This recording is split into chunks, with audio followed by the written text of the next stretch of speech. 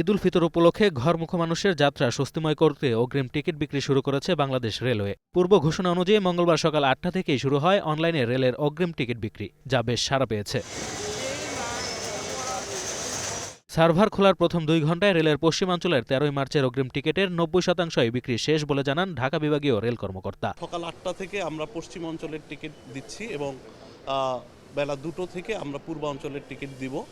তো এই পর্যন্ত সকাল ৮টা থেকে আমাদের পশ্চিম অঞ্চলের প্রায় 95% টিকিট অলরেডি সেল। শতভাগ টিকিট অনলাইনে বিক্রি হওয়ায় টিকিট কালোবাজারে যাবার সুযোগ নেই বলে জানান কমলাপুর স্টেশন ম্যানেজার।